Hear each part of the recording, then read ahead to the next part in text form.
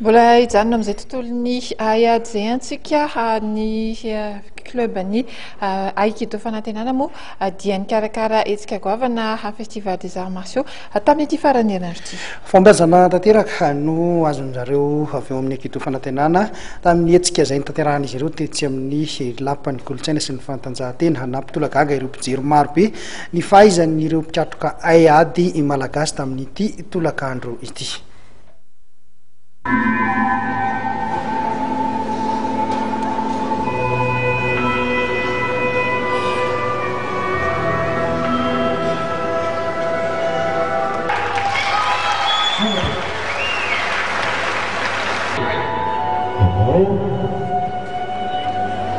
Utakuwa ni hazo wako yakalana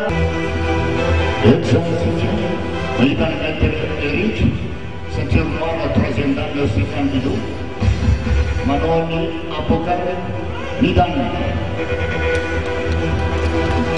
Avant nous.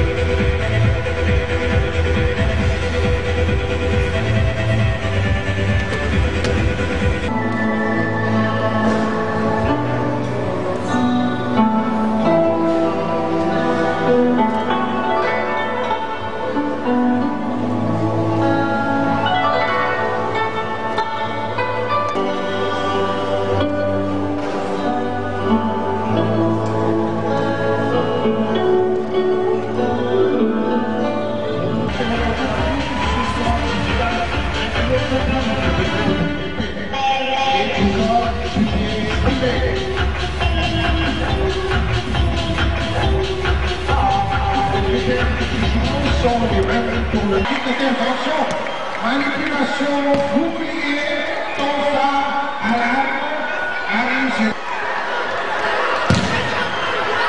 Rosanna, le Mouagati, Jet, Agoui, Chihuahua, Big Bossi, Melopi, immobilisation, arrestation de Sobornici, reprenance des États-Unis en Iran.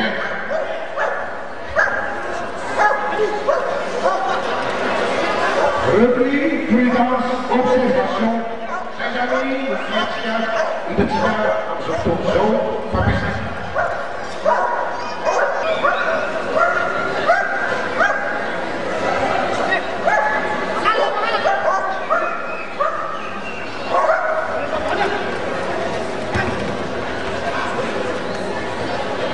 Maria Leani, Pachini Swascara, Tiavici, Maria Jostu, Zone. 105 pays dans le...